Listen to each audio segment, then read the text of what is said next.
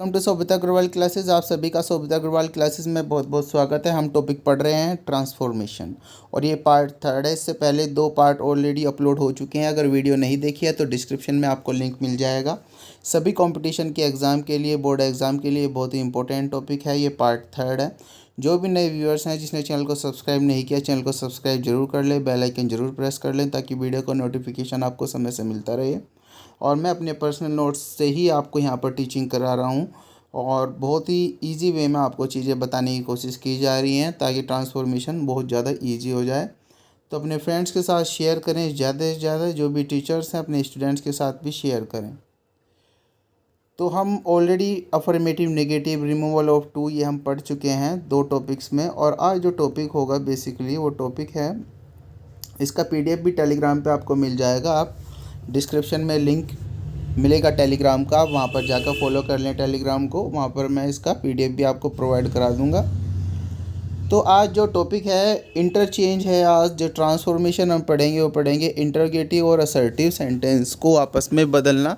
Assertive वाक्य आपके सामने आ गया और आपको बदलना होगा इंटरोगेटिव में। इंटरोगेटिव आ गया आपके सामने तो असर्टिव में आपको बदलना है। तो क्या स्टेप्स फॉलो करेंगे? देखिए, एक बात ज़रूर ध्यान रखना है आपको। ट्रांसफॉर्मेशन होता क्या है कि change in a sentence without change it's meaning. वाक्य में परिवर्तन हो लेकिन उसके अर्थ में परिवर्तन ना हो, वो ही है ट्रांसफॉर्मेशन।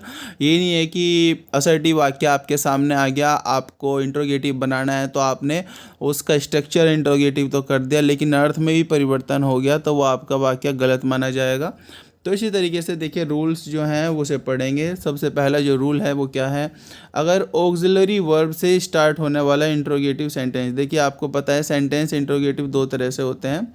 एक तो फर्स्ट टाइप होता है जिसमें हम हेल्पिंग वर्ब से वाक्य की शुरुआत करते हैं, फिर उसके बाद कर्ता आता है, फिर मेन वर्ब आती है। और इसी तरीके से एक और सेकंड टाइप होता है जो WH टाइप वर्ड्स का होता है, उसे हम अलग तरीके से बनाते हैं लेकिन जहाँ पर ऑक्सिलरी वर्ब से वाक्य स्टार्ट हो, हेल्पिंग वर्ब से जहाँ पर वाक्य स्टार्ट हो, उन वाक्यों को इस प्रकार से हम ट्रांसफॉर्म करते हैं।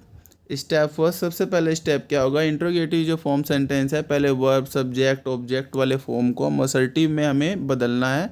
हमें सब्जेक्ट, वर्ब, ऑब्जेक्ट के फॉर्म में बदलना है। असर्टिव का मतलब क्या होता है? कर्ता, क्रिया, कर्म के फॉर्म में लाना, वो होता है असर्टिव। तो इंटरोगेटिव सेंटेंस में अगर निगेटिव है, एक बात ध्यान रखना है, अगर निगेटिव है, नो, नोट, नेवर, ये शब्द का प्रयोग अगर नहीं है तो जब आप असर्टिव सेंटेंस में उसे ट्रांसफॉर्म करेंगे तो आप नेगेटिव शब्दों का प्रयोग करेंगे। ये बात ध्यान रखना है, आपको अपोजिट करना है। अगर इंटरोगेटिव वाक्य जो आपके सामने आया हुआ है और असर्टिव में आपको बदलना, अगर वो उसमें नेगेटिव है तो आपको असर्टिव में नेगेटिव नहीं करना है, और उसमें नेगेटिव नहीं है तो असर्टिव में आपको नेगेटिव करना है। इसी तरीके से थर्ड स्टेप यही चीज़ बता रहा है। Negative words no, not, never का अगर प्रयोग है तो असर्टिव सेंटेंस जब आप बनाएंगे तो नो, नो, नेट, नेवर को हम प्रयोग नहीं करेंगे। एग्जाम्पल आपके सामने है, आर यू ए स्टूडेंट। अगर हमें इसे असर्टिव में बदलना है तो यू आर ए स्टूडेंट नहीं करेंगे हम, you are not a student. तो जो आर है तो हमने यहाँ पर देखिए, आप देखेंगे यहाँ पर नोट नहीं है वाक्य में कहीं भी, तो हमने यहाँ पर नोट प्रयोग कर लिया। अगर यहाँ पर नोट होता तो हम यहाँ से नोट हटा देते। अब बेसिकली इसका अर्थ देखिए, व्यंग्यात्मक रूप से ये वाक्य बन जाता है, आर यू ए स्टूडेंट, क्या तुम एक विद्यार्थी हो? तो इसका मतलब है कि तुम एक विद्यार्थी नहीं हो। व्यंग्यात्मक रूप से यहाँ पर पूछा जा रहा है, are you not a student, क्या तुम एक विद्यार्थी नहीं हो? तो यहाँ पर नोट है तो हमने यहाँ से नोट हटा दी। यू आर स्टूडेंट्स का मतलब है कि तुम एक विद्यार्थी हो। Have I know sympathy for him, क्या मैं उसके लिए कोई भी सहानुभूति नहीं रखता हूँ? इसका मतलब है वो सहानुभूति रखता है। I have sympathy for him. तो यहाँ पर नोट है, यहाँ पर भी नोट है तो यहाँ से नोट हटा दिया, और यहाँ पर नोट नहीं है तो यहाँ पर नोट लगा दिया। अब सेकंड जो वाक्य आता है, इसमें इंट्रोगेटिव सेंटेंस अगर हु से स्टार्ट है तो हम जब असर्टिव उसे बनाएंगे ट्रांसफॉर्म करते समय हम everyone, no one, nobody, none, इनमें से हम प्रयोग करेंगे अकॉर्डिंगली। सेंटेंस की सेंस को देखते हुए इनका प्रयोग हम करेंगे अगर हु से स्टार्ट है। अगर आपके सामने एवरीवन, नोबडी, नो, नन का वाक्य आ गया और आपको कहने लगे इंट्रोगेटिव बनाना है तो आपको हु से वाक्य बनाना है। अब इसका केस फर्स्ट क्या है? पहली कंडीशन क्या होती है, किस तरीके से वाक्य आपके सामने आता है? अगर असर्टिव सेंटेंस में नन, नोबडी, नन, से स्टार्ट है तो हु का प्रयोग करते हैं, परंतु नेगेटिव वर्ड का प्रयोग नहीं करते। एक बात ध्यान रखना है, इस वाले पूरे ही स्ट्रक्चर में असर्टिव और इंट्रोगेटिव में अगर नेगेटिव आ रहा है तो आपको नेगेटिव हटाना है, अगर नेगेटिव नहीं आ रहा है तो आपको नेगेटिव लगाना है। बस इस बात का आपको ध्यान रखना है, मतलब अपोजिट करना है। नो आ रहा है तो हटाना है, नो नहीं आ रहा है तो लगाना है। जैसे यहाँ पर नो वन, नो बडी, नो वन आ रहा है तो आपको हु के साथ नेगेटिव वर्ड का प्रयोग नहीं करना। केस 2 किस तरीके से आएगा, अगर एवरीवन आ गया या एवरीबडी आ गया तो आपको क्या करना है, हु के साथ नेगेटिव का प्रयोग करना है। क्योंकि यहाँ पर एवरीवन के साथ नोट नहीं आ रहा तो हमें हु के साथ नोट का प्रयोग करना है। एग्जाम्पल से आप क्लियर कर लेंगे। एवरीवन लव्स हिज कंट्री, प्रत्येक अपने देश को प्यार करता है। तो एवरीवन में कोई नोट नहीं है तो हमें नोट लगाना होगा। चूंकि ये प्रेजेंट इंडेफिनिट है, नोट वाला वाक्य हमें बनाना है तो डज नॉट का प्रयोग करेंगे। हु का प्रयोग कर लिया, who does not love his country, कौन अपने देश को प्रेम नहीं करता, इसका मतलब है प्रत्येक अपने देश को प्रेम करता है। अब नो वन यहाँ पर ऑलरेडी नो आ गया है, नो वन आ गया है could do better under the circumstances. और नो वन की जगह हमने हु लगा दिया और यहाँ पर नोट लगाने की इसलिए ज़रूरत नहीं है क्योंकि यहाँ पर नो आया हुआ है तो हम हटा देंगे no. Who could do better under the circumstances, देखिए कोई नहीं कर सकता इन परिस्थितियों के बीच में इससे अच्छा। तो इससे अच्छा कौन कर सकता है इन परिस्थितियों के बीच में? तो अर्थ में परिवर्तन आप देख सकते हैं नहीं हो रहा है।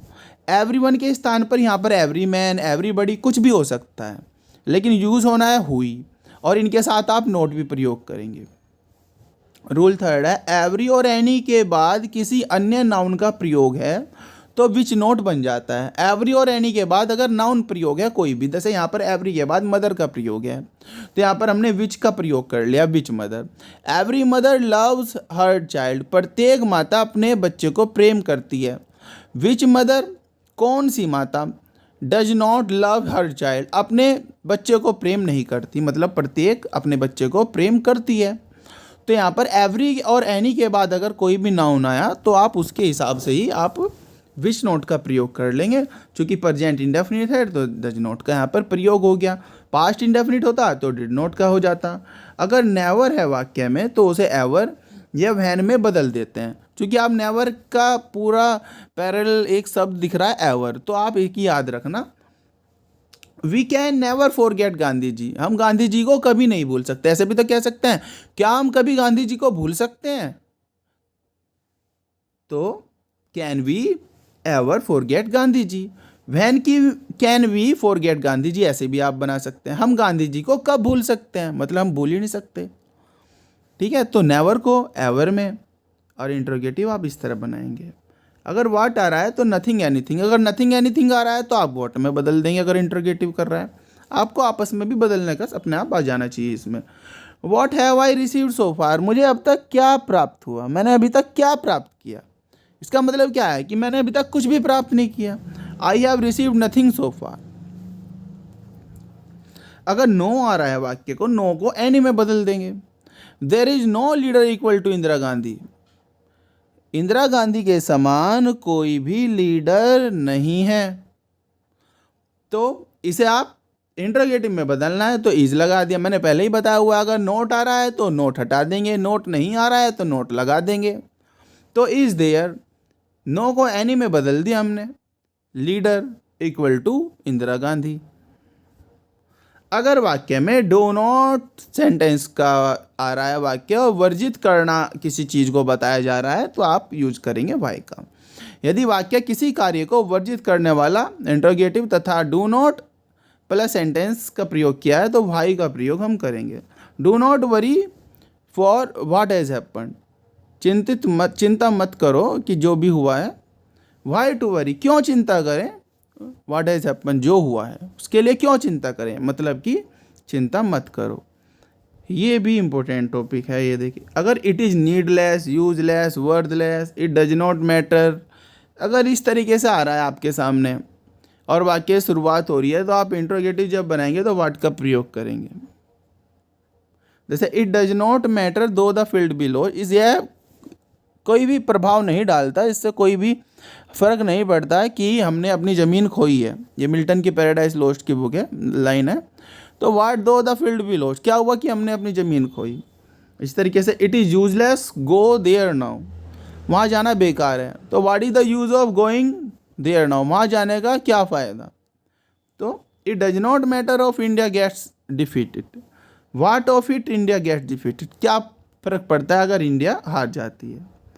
अगर क्षमता योग्य अभाव दिखाने के लिए इंट्रोगेटिव सेंटेंस में हाउ का प्रयोग हम करते हैं। You can never repay his kindness, never को आप ऐसे ही बना सकते हैं can you ever repay his kindness, ऐसे भी आप बना सकते हैं। और इसे आप हाउ से बनाना चाहते हैं तो हाउ से ही बना सकते हैं, how can you repay his kindness. तो फिर इससे बाद जो नेक्स्ट टॉपिक होगा वो एक्सक्लेमेटरी से असर्टिव किस तरीके से बदला जाएगा वो आपको बता दूंगा।